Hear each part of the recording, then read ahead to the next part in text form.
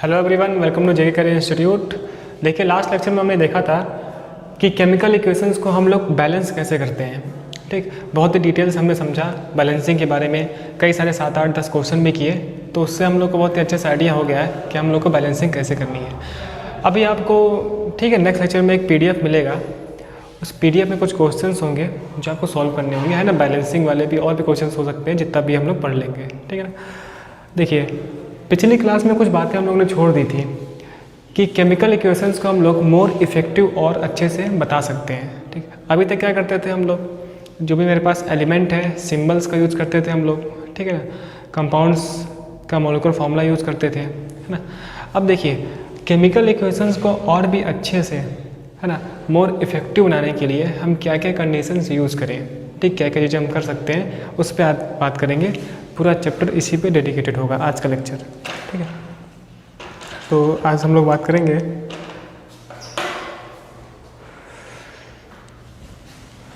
Heading लिखते हैं हम लोग, टू मेक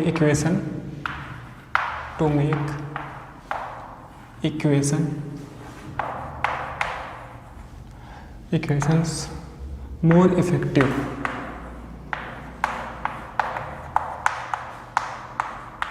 ठीक है, मोर इफेक्टिव। और भी इफेक्टिव हम कैसे शो करें उसकी बात करते हैं, डिटेल्स बात करेंगे अच्छे से। ठीक, अभी तक देखिए क्या करते थे हम लोग, जैसे कि मेरे पास है ना, जिंक वाला एग्जांपल लेते हैं हमने जिंक की रिएक्शन कराई थी।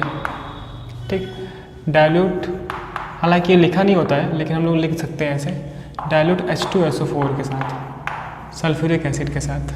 ठीक, तो हमने देखा था ना कि जिंक SO4 बनता है, जिंक सल्फेट बनता है ना, एंड हाइड्रोजन गैस मुझे मिलती है, रिलीज होती है ना रिएक्शन में। तो इस रिएक्शन में ना हम लोग और इफ़ेक्टिव बनाने के लिए इसके हम फिजिकल स्टेट की बात कर सकते हैं। ठीक, अगर मैं बहुत ही और इफ़ेक्टिव बनाना चाहूँ तो क्या क्या बात कर सकते हैं हम लोग फिजिकल स्टेट की बात कर सकते हैं। ठीक, फिजिकल स्टेट कि भाई साहब सॉलिड के फॉर्म में है ना, सॉलिड के फॉर्म में है स्टेट, लिक्विड के फॉर्म में है, ठीक है ना, या फिर गैस के फॉर्म में है, या फिर एक्वस के फॉर्म में। एक्वस का मीनिंग क्या होता है, सॉल्यूशन अगर वाटर में बना हुआ है ना, वाटर में, है ना, तो मैं उसे क्या बोलता हूँ, एक्वस, है ना। एक्वस में हमने बातें भी की थी कि यदि अपन लोग सॉल्यूशन यूज़ करें और उसमें वाटर में सॉल्यूशन हम लोग बनाए हों, ठीक, क्योंकि सॉल्यूशन ना ऐसा भी हो सकता है कि वाटर अपन लोग ना यूज़ किए हों, कोई अल्कोहल यूज़ किए हों, है ना, या फिर इथेनॉल, अल्कोहल, ठीक, ऐसी चीज़ें हो सकती हैं। तो यूनिवर्सली हम लोग बात करते हैं वाटर की, वाटर एक सॉल्वेंट है, ठीक है। तो अगर अपन लोग वाटर ही यूज़ करें तो हम क्या बोलते हैं, एक्वस, इस तरीके से। तो यदि हम फिजिकल स्टेट को शो करें इस रिएक्शन में, सॉलिड के लिए अपन लोग स्मॉल s लिखते हैं, लिक्विड के लिए स्मॉल l, गैसेस के लिए G लिखते हैं, है ना, एंड एक्वस के लिए सिंपल AQ लिखते हैं। तो मुझे AQ देखते ही जान जाना है कि इसका मतलब ये सॉल्यूशन वाटर में बना हुआ है, ठीक है ना, ये चीज़। तो हम लोग फिजिकल स्टेट को बता कर ना, फिजिकल स्टेट शो करके केमिकल इक्वेशन में इसको और भी इफेक्टिव बना सकते हैं, मोर इन्फॉर्मेटिव बना सकते हैं। ठीक, और क्या बात कर सकते हैं हम लोग, हीट चेंजेस की, ठीक है ना। इसका क्या मतलब, अभी हम आते हैं, पहले इस पॉइंट की बात कर लेते हैं फिर इस पे आते हैं। ठीक, और बात कर सकते हैं हम लोग, है ना, कंडीशंस, कुछ कंडीशंस, ठीक है, under which reaction takes place. ठीक, कुछ हम स्पेसिफिक कंडीशन यूज़ किए हैं तब रिएक्शंस हो रही हैं, तब रिएक्शन प्रोसीड हो रही है। अगर हम उस कंडीशंस को भी शो कर दें इस केमिकल इक्वेशन में तो वो और मोर इफेक्टिव हो जाएगा, सही ना। तो हम एक एक करके पॉइंट से बातें करेंगे, डिटेल देखेंगे, सही। तो सबसे पहले आप लोग लिख लो, हेडिंग लिख लें हम लोग, to make equation more effective. ठीक, हेडिंग लिखेंगे हम लोग, to make equation more effective. ठीक, इसमें कुछ बातें लिख लेते हैं हम लोग, थोड़ा सा एक पॉइंट लिखिएगा इसमें, the chemical equations can be made, the chemical equations, ठीक है, हेडिंग में लिखते हैं हम लोग, the chemical equations can be made more informative in 3 ways, more informative in 3 ways। ठीक, पहला पॉइंट लिखेंगे हम लोग by indicating the physical states. पहला पॉइंट है by indicating the physical states of the reactants and products. By indicating the physical state of the reactants and products.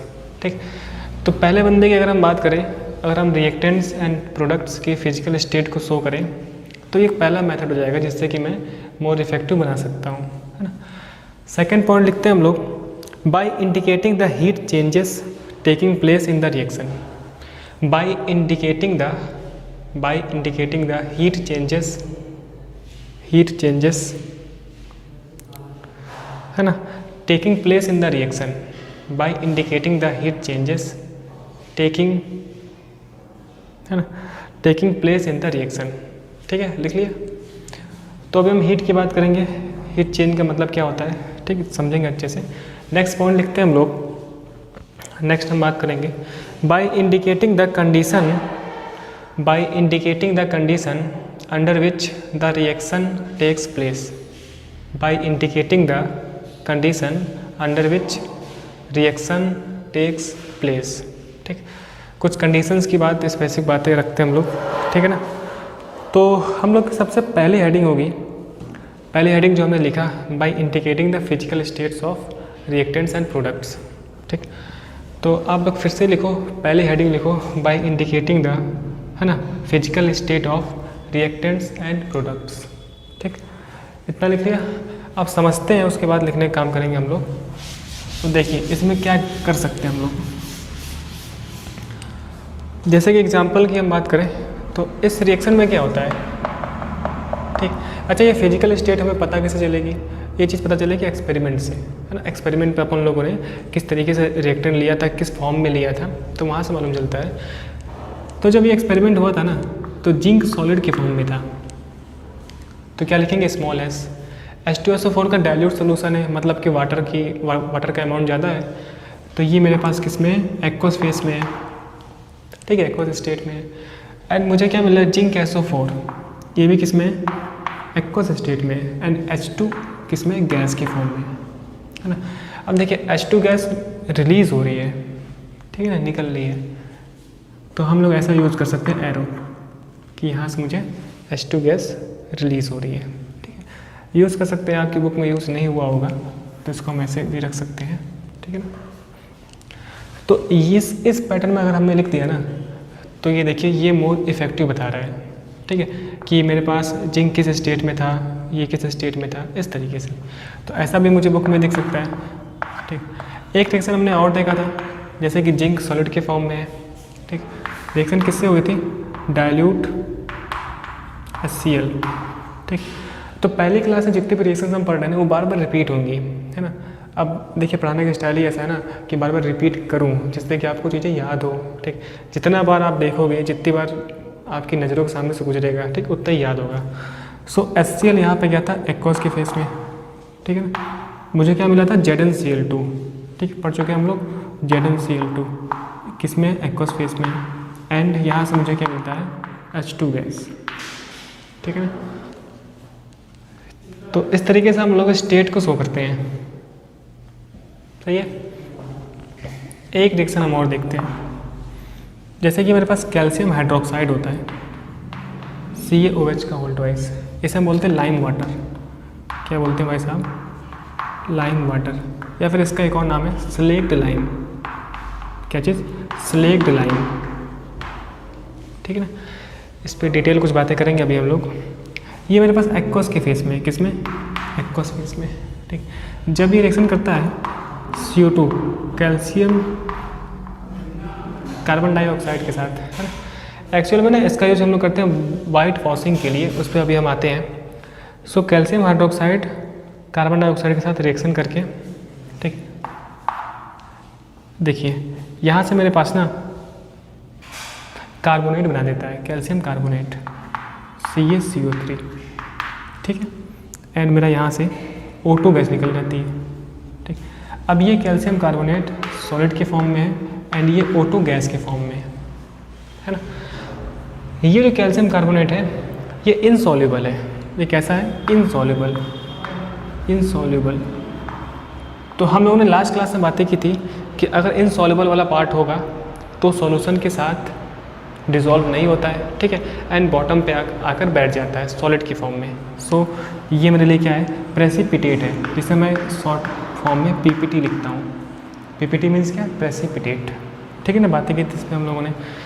सो इस reaction में अगर हम देखें ना, देखिए एक्वस फॉर्म में शो कर रहा हूँ, गैस का फॉर्म में शो कर रहा हूँ, सॉलिड का फॉर्म, ये गैस का फॉर्म, ठीक। तो ये एक अच्छे से और मैनर में मुझे इफ़ेक्टिव दिख रहा है ना। अभी इस पर हम कुछ बातें और रखते हैं आने वाले टाइम में।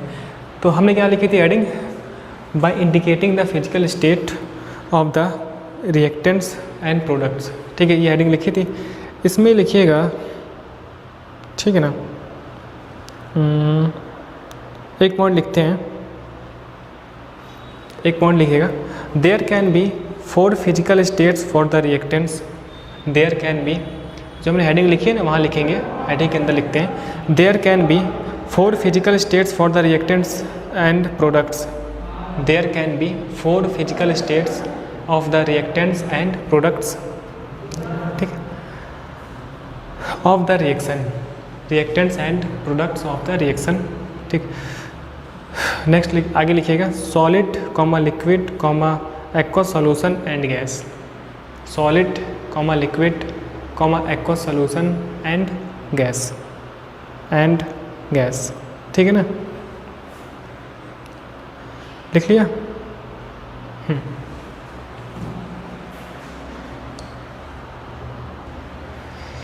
अच्छा, इसमें कुछ डाउट हो रहा है मेरे को। जब भी OH होता है ना, अब देखिए इस रिएक्शन में क्या होता है ना, जब भी हाइड्रोक्साइड होगा, हाइड्रोक्साइड होता है ना, तो उसका कार्बोनेट बनाता है और यहाँ से मुझे वाटर मिलती है ना। ये मैं थोड़ा सा गलत लिख दिया है, ये थोड़ा सा इसको राइट कर लो आप। H2O लिक्विड किस फॉर्म में? लिक्विड की फॉर्म में, ठीक है, ये चीज़। तो देखिए हम लोग 4 स्टेट्स यूज़ कर सकते हैं, ठीक है ना। लिख लिया अपना solid comma liquid comma aqueous solution and gas, ठीक। नीचे लिखिएगा फॉर सॉलिड क्या यूज करते हैं हम लोग? स्मॉल एस, है ना। फॉर लिक्विड क्या यूज करते हैं हम लोग? स्मॉल एल, ठीक है। एंड फॉर एक्वस सॉल्यूशन, क्या यूज करते हैं हम लोग? AQ, क्या चीज़? AQ, ठीक है। एंड फॉर गैस क्या यूज करते हैं? G, ठीक है ना। इस तरीके से लिख लिया ये। अब आप एग्जाम्पल लिख लो, ठीक। ये एग्जाम्पल पहला, सेकंड, थर्ड। एक एग्जाम्पल हम और देखते हैं, 4th वाला। लास्ट क्लास में हमने एग्जाम्पल देखा था। अच्छा, ये देखिए बैलेंस शायद नहीं है, बैलेंस नहीं है ना। सो 2 से कर लो, मैं बैलेंस कर लो। बैलेंसिंग की बात कर चुके हैं हम लोग, ठीक है ना। अब ये बैलेंस है, देखिए ये भी बैलेंस है, ठीक है ना। 2 2 जा 4, 3 and 4, ठीक। देखिए ये भी बैलेंस केमिकल इक्वेशन है। हमें देखा था ना कि अगर मैं nitrogen 2 + 3H2 gives NH3, ammonia gas मिलती है, ठीक है, हैबर्स प्रोसेस से। सो N2 भी किस में? N2 लिखते हैं हम N2G, 3H2G एंड 2NH3G, ये सब किस में? गैसेस के फेस में, ठीक है, ये चीज़। तो ये भी एग्जाम्पल लिख सकते हैं हम लोग, ठीक। तो वीडियो को पॉज करें आप लोग और एग्जाम्पल लिख लें ऐसे। ये एक बात इसमें और इम्पोर्टेंट है, अगर देखिए सारे बंदे सेम फेस में होंगे ना, या तो सॉलिड में हो सारे, या तो सब लिक्विड में हो, है ना। अच्छा, ऐसा पॉसिबल नहीं कि सॉलिड के साथ रिएक्शन हो जाए, बहुत कम, है ना। तो अगर सभी सेम फेस में होते हैं, so this reaction is known as homogeneous reaction. जो अपना पार्ट नहीं है, जानने के लिए सुन सकते हैं हम लोग। जैसे कि इसे मैं बोल सकता हूँ होमोजीनियस रिएक्शन, इसको मैं बोलूँगा हेट्रोजीनियस रिएक्शन, क्योंकि सबका फेस क्या है? डिफरेंट है, ठीक है ना, इस तरीके से। तो वीडियो पॉज कर लिया, एग्जाम्पल लिख लिया। चलिए हम आगे बढ़ते हैं, नेक्स्ट देखते हैं क्या है, ठीक।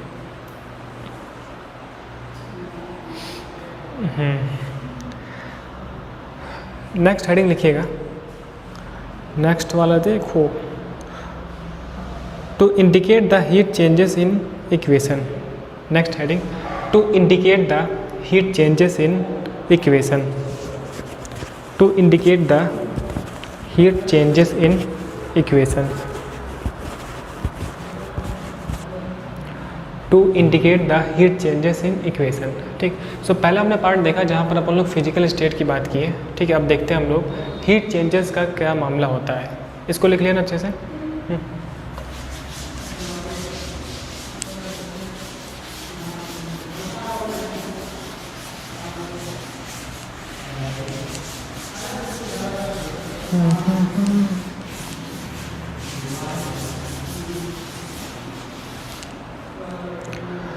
अब देखिए हीट चेंज का मतलब क्या है।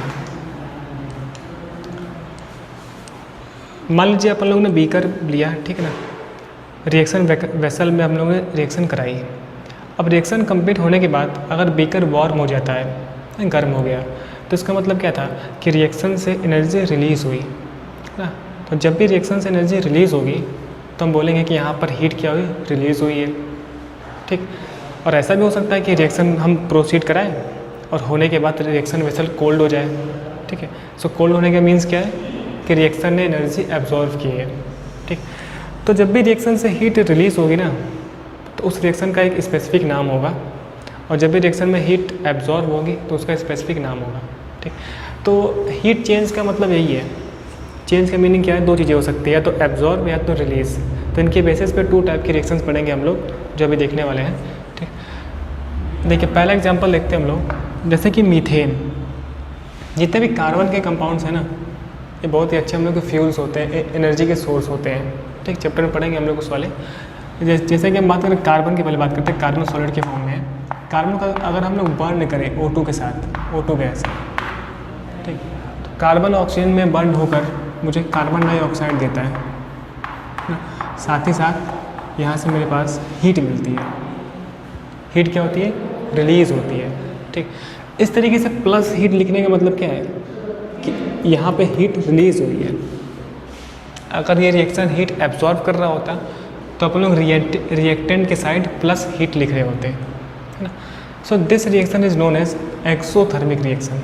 क्या चीज़, exothermic reaction.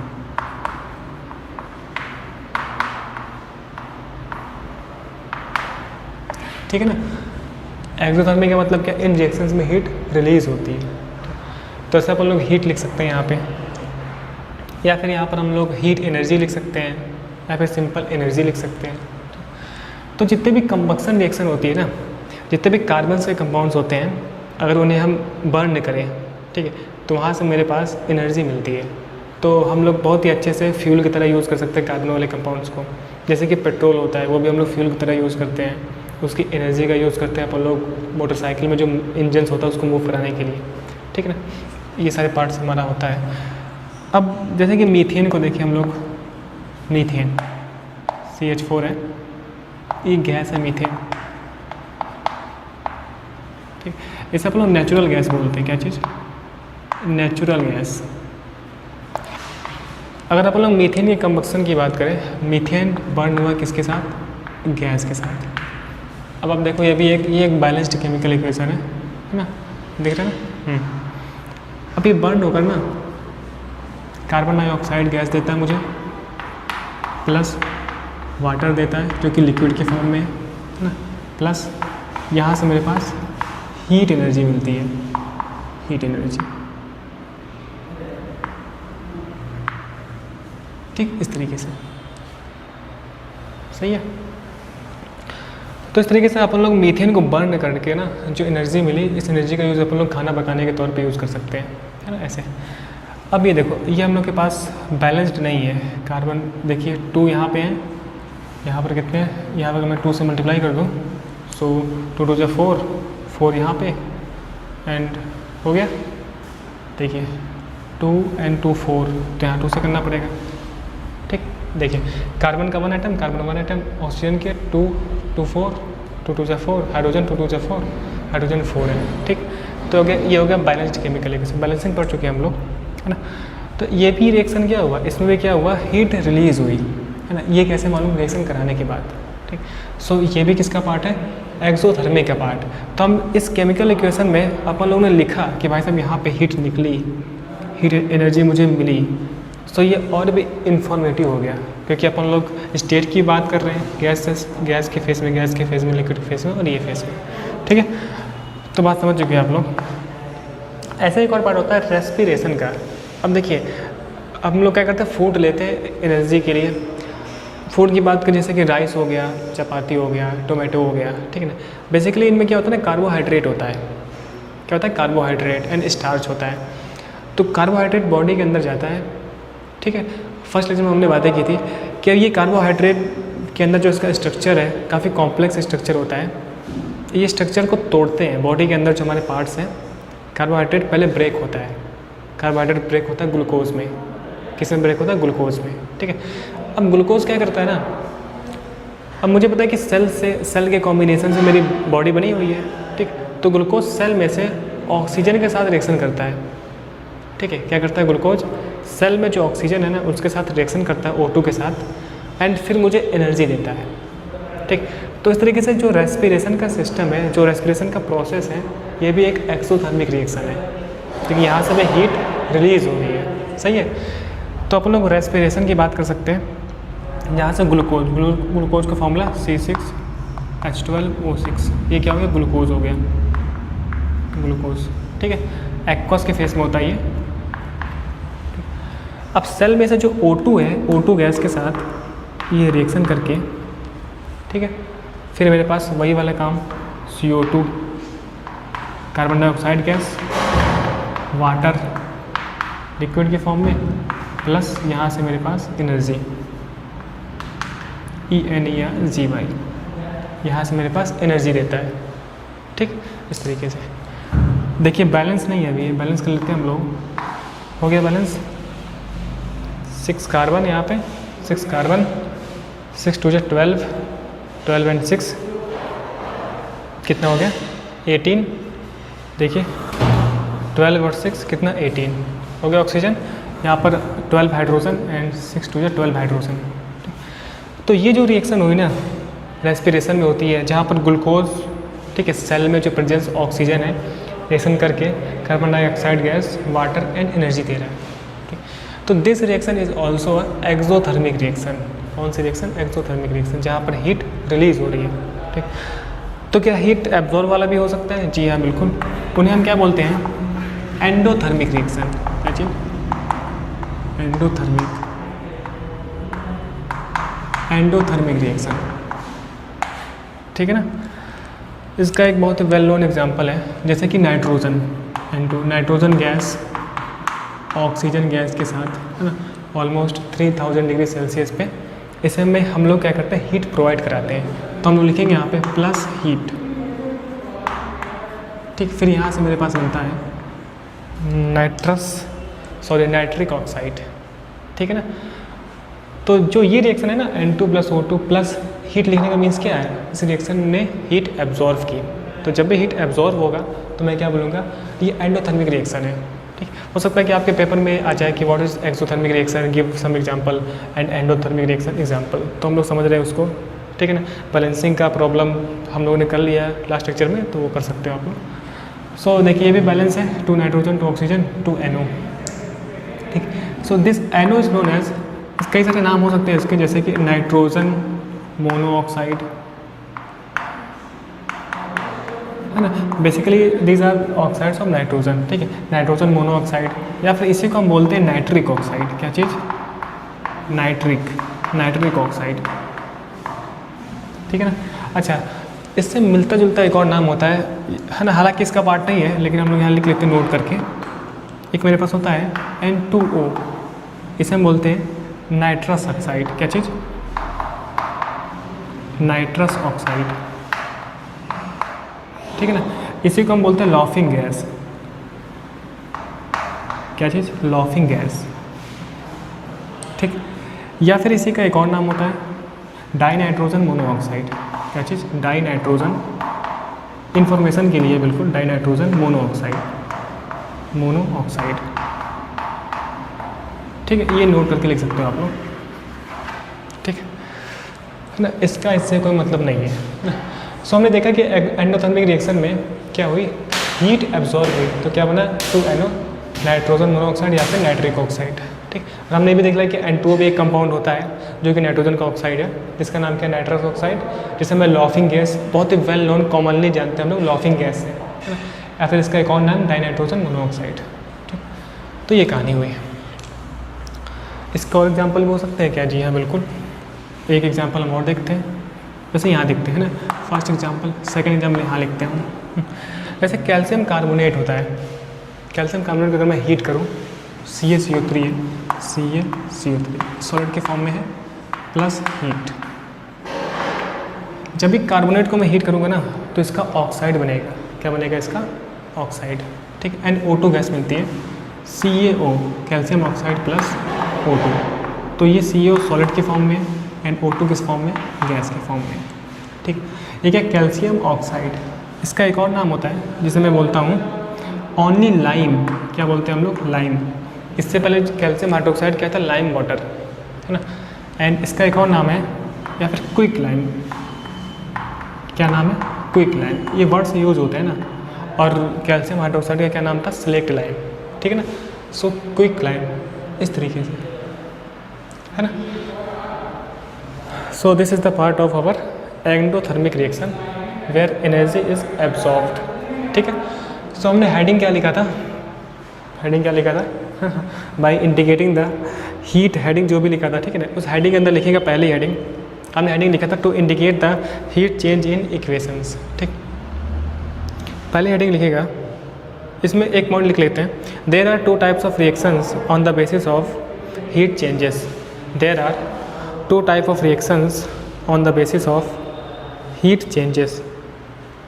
There are two type of reactions on the basis of heat changes, on the basis of heat changes. ठीक है, लिखिएगा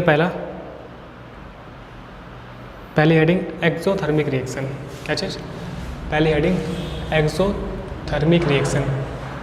ठीक, इसमें लिखते हैं हम लोग डेफिनेशन, लिखिए, those reactions in which heat is evolved, those reaction in which heat is evolved are known as exothermic reaction. Those reaction in which heat is evolved are known as exothermic reaction, are known as exothermic reaction. ठीक है ना, अब example लिख लीजिए।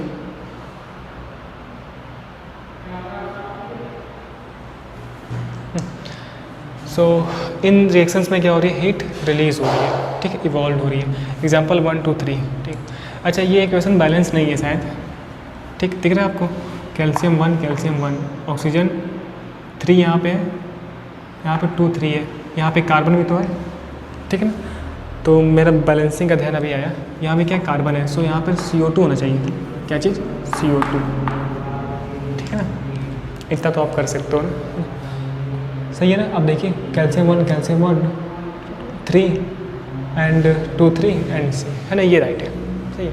तो थोड़ा बहुत हो सकता है हमसे भी, सही। तो इसका क्या नाम? लाइम या फिर क्विक लाइम, कैल्शियम कार्बोनेट, ये तो पता ही है आपको, ठीक है ना, सही है। तो हमने क्या लिखा? एक्सोथर्मिक रिएक्शन लिखा है, डेफिनेशन। एग्जाम्पल लिखो आप, वीडियो पॉज कर लें, ठीक है। ये चीज़ मीथेन नेचुरल गैस, ग्लूकोज, ठीक, ये हो गया हम लोग का रेस्पिरेशन का पार्ट, ठीक। चलिए कुछ पॉइंट और लिख लेते हैं हम लोग। इसमें लिखिएगा, जो कुछ लिखने की ज़रूरत है नहीं अभी, है ना। हाँ, एक पॉइंट लिखिएगा, all combustion reactions are exothermic reaction. All combustion reactions are exothermic reaction. Combustion reaction मतलब इस तरीके से O2 के साथ बर्न होना, ये कंबक्शन रिएक्शन, ये भी कंबक्शन रिएक्शन है, ठीक है। ये तो रेस्पिरेशन में आता है, ठीक। So all combustion reactions are exothermic reaction, ठीक है। नेक्स्ट पॉइंट लिखिएगा, respiration is a exothermic process. रेस्पिरेशन इज अ exothermic process because energy is produced during the process, ठीक है। सो एक्सोथर्मिक प्रोसेस का बंदा ये रहा, ठीक, यहाँ से ग्लूकोज वाला, ठीक है। मैं चेक करता रह रहा हूँ, ठीक, ये चीज़। लिख लिया। नेक्स्ट हेडिंग लिखते हैं हम लोग, लिख लेना इसको। नेक्स्ट हेडिंग लिखते हैं एंडोथर्मिक प्रोसेस। क्या चीज़? Endothermic process. यहाँ पर लिखिएगा those reactions in which heat is absorbed, those reaction in which heat is absorbed are known as endothermic reaction. Those reaction in which heat is absorbed are known as endothermic reaction. क्या चीज़? Endothermic reaction. पहला example N2G O2G, G से बात करते हैं हम लोग, है ना, रिस्पेक्ट देते हैं इन्हें हम। जी का मतलब क्या? गैस से है। हीट +2 है ना। लिख लिया ना एग्जांपल लिख लिया। अब ये लिख लीजिए, ये वाला example, and then calcium carbonate वाला एग्जांपल, ठीक है ना। फिर आगे हम बात करते हैं।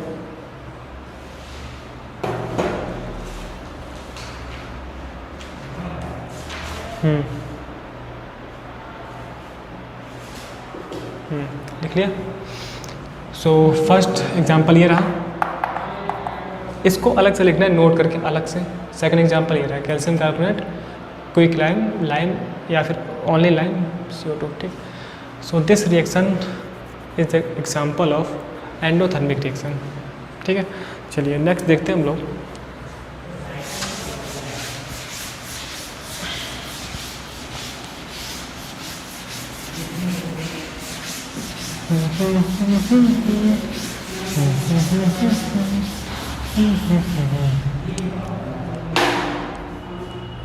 एक लास्ट बचा था ना कंडीशन वाला, तो हेडिंग लिख लेते हैं to indicating the conditions under which reaction takes place, है ना। लास्ट हेडिंग है to indicating the conditions, to indicating the conditions, है ना, under which reaction takes place, है ना, under which reaction takes place. Condition का मीन क्या है ये देखते हैं हम लोग। जैसे कि एक रिएक्शन मेरे लिए है KClO3 पोटेशियम क्लोरेट।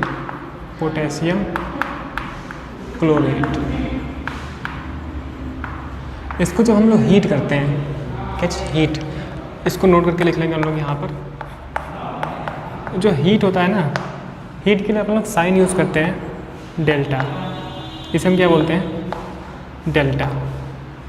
तो हीट के लिए हम लोग इस साइन का यूज़ करेंगे। तो इसे हमने हीट किया तो ये चेंज होता है KCl + O2 में, ठीक है ना।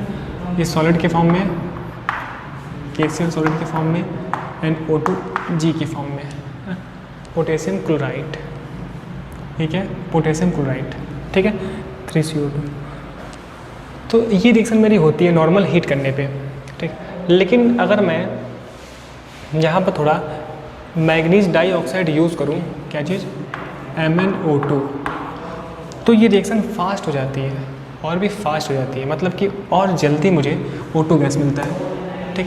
सो यहाँ पर जो MnO2 है ना, ये एज ए कैटलिस्ट यूज़ हो रहा है, कैटलिस्ट वर्क कर रहा है। कैटलिस्ट का मीन्स क्या है ना, कि ये वाला जो कंपाउंड है रिएक्शन की रेट को इंक्रीज़ करेगा, है ना। देखिए कैटलिस्ट रिएक्शन की रेट को इंक्रीज़ भी कर सकता है, डिक्रीज़ भी कर सकता है ना। तो ये वो एग्जांपल है जो इंक्रीज़ कर रहा है ना। चलिए, तो ये मेरे पास इस तरीके से हमने एरो के ऊपर कंडीशन शो किया, ये किस लिए? हीट के लिए, एंड ये किस लिए? कैटलिस्ट के लिए, है ना। तो इस तरीके से अपन लोग केमिकल इक्वेशन को और भी मोर इफेक्टिव बना पाए। आपको पता ना, जैसे कि ग्रीन प्लांट होते हैं, है ना, प्लांट्स अपना फूड मेक करते हैं ना, फूड कुक करते हैं, मेकिंग बोलते हैं हम लोग, है ना। अब प्लांट के अंदर क्या होता है? ग्रीन पिगमेंट होता है, क्लोरोफिल। तो वहाँ से मेरे पास जो कैल्शियम कार्बोनेट होता है CO2 वाटर के साथ कंबाइन होकर, CO2 किस में? गैस के फॉर्म में, यानी लिक्विड की फॉर्म में, है ना। प्लांट्स की बात कर रहे हैं हम लोग। कार्बन डाइऑक्साइड गैस वाटर के साथ कंबाइन होता है, and in the presence of sunlight, कहाँ पर? सनलाइट, एंड प्लांट के अंदर जो ग्रीन पिगमेंट है क्लोरोफिल की प्रेजेंस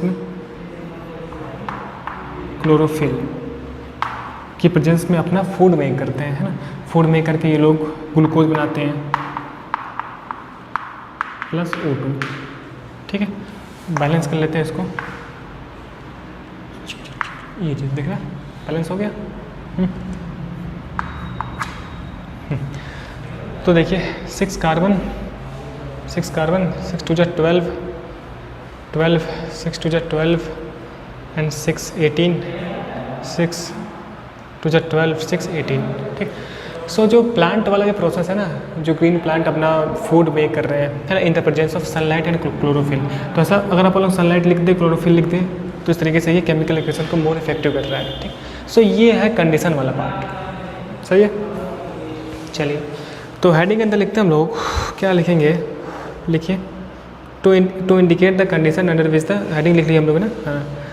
लिखिएगा एग्जाम्पल फर्स्ट, एग्जाम्पल फर्स्ट, ये फर्स्ट एग्जाम्पल है, इसमें लिखिए when potassium chlorate KClO3 heated, when potassium chlorate KClO3 is heated in the presence of manganese dioxide, in the presence of manganese dioxide, ठीक है। Catalyst, manganese dioxide catalyst, it decomposes to form potassium chloride, it decomposes to form potassium chloride and oxygen gas, this can be, and oxygen gas, ठीक है, this can be written as, and oxygen gas this can be written as, ठीक है ना, इस तरीके से, ठीक। इसके नीचे लिख लीजिएगा, ये लिखने के बाद हेयर डेल्टा मतलब ये delta stands for heat, here delta stands for heat and MnO2 is the catalyst, and MnO2 is the catalyst, ठीक है। चलिए नेक्स्ट पॉइंट लिखिएगा, next example, the green plants make food by photosynthesis, the green plants make food by photosynthesis, by photosynthesis, ठीक। And फिर ये लिख लीजिए glucose aqueous के फॉर्म में, O2 गैस के फॉर्म में, ठीक है ना। सो फिर ये लिख लीजिए रिएक्शन, ठीक। कार्बन डाइऑक्साइड कंबाइन हो रहा है वाटर के साथ, ये वाटर, देन मुझे क्या मिल रहा है, ग्लूकोज एंड ऑक्सीजन,